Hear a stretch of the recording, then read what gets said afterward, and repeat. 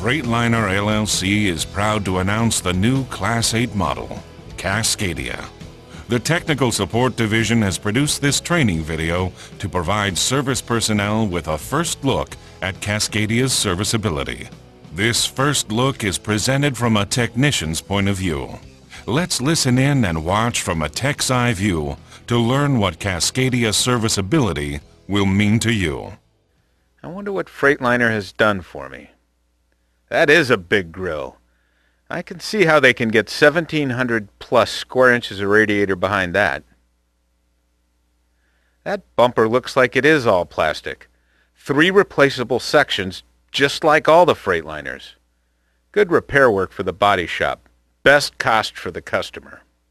The hood looks the same. 3 sections, bonded SMC, just like the Sentry. The guys in the body shop are going to like that. Easy to make their times for fender replacement. Okay, I've seen these hood latches before. Same style as on the Sentries. That's good. Stay with what works.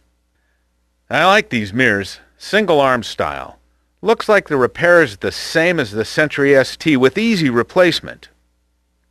Now that is a solid door. Opens and closes like a bank vault. These hinges and latch mechanism, they all work well. That door has hidden hinges. That's a nice change. Stronger, maintenance-free, heavy steel hinges. I like that battery box under the driver door. Puts the batteries right where they need to be, close to the starter. These mega fuses mounted close to the battery are great.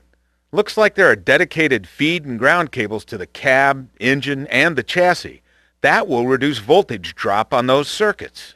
4-aught feed and ground starting cables is standard. Now that should reduce early morning service calls to jumpstart trucks. Base coat clear coat paint. That's beautiful. We've needed 2-stage paint for these trucks that are never ever going to get a wax job. The guys in used trucks are going to love this. I like that baggage door.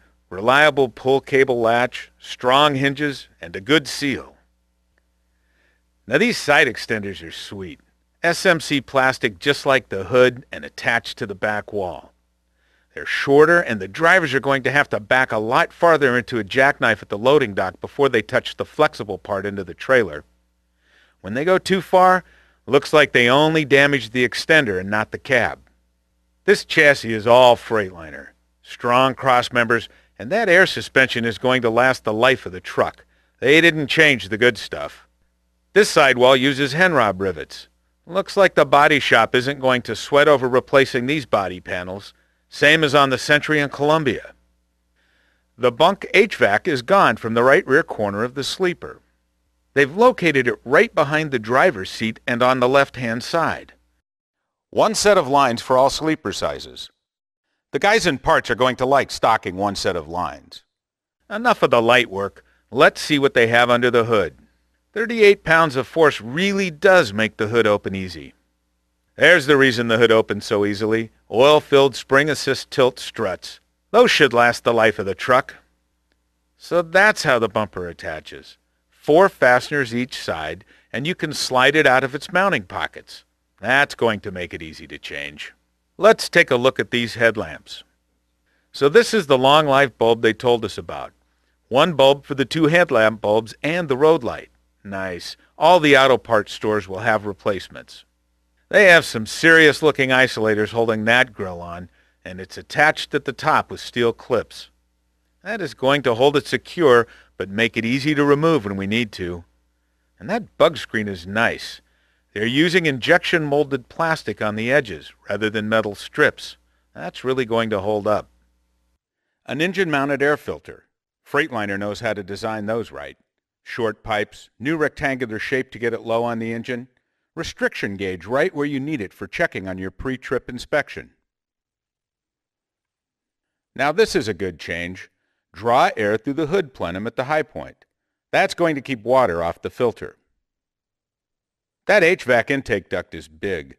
I can see where they draw the air and rainwater down and turn it upward to drop the rainwater out before it gets into the HVAC housing.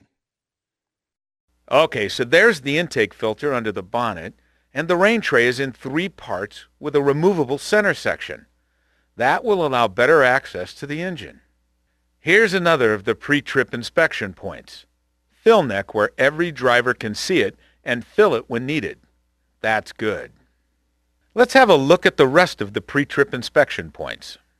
The surge tank is in the radiator where no one will miss it. Dipstick is right where it should be. Now that's nice. The fuel filter and air dryer up front. Hydraulic clutch. That is going to be easy to service and no more problems with mechanical linkages. Here's the signal detection and actuation module, or SAM, and the fuses and relays. It's nice these fuses, relays, and pins don't float. They're all fixed. That will make troubleshooting so much easier. The steering shaft has a bearing. That is a big improvement over the boot found on older trucks, and it should quiet the cab down. No changes to the brake system. That's good. Stay with what works and what we are used to. Keep it simple. So there are the switches. Good reliable ones that are easy to get to for service without taking the dash apart.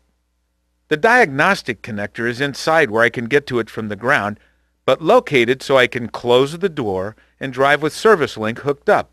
That's going to be nice for road tests. The grab handles are inside the door where they're not going to see the weather. That was a smart change when they came out with the Sentry, and it's still a good idea. That is a big seat, and there's a lot more leg room and belly room. I like the way these door latches work. Okay, we have switches on the steering wheel for cruise control, message center toggle, engine brake, and marker light interrupt. And there is a quality turn signal wiper switch. The gauges are the same as Columbia and Sentry. Look at the panels. Exposed fasteners in every one of them. That's going to be nice when I have to get behind them for service. HVAC control is nice looking. Fasteners are on the ends for quick removal. And all the fasteners are the same. That means only one tool is needed to work on the dash. Switches are front-loading too. That's nice. Okay, the main fuse panel is where I expect it to be, same as the Sentry. Freightliner LLC Engineering has designed and built the Cascadia from the ground up, with serviceability as the top priority. Please arrange for your first look at the Cascadia soon. We're sure you will agree that the Cascadia is an excellent way to run smart.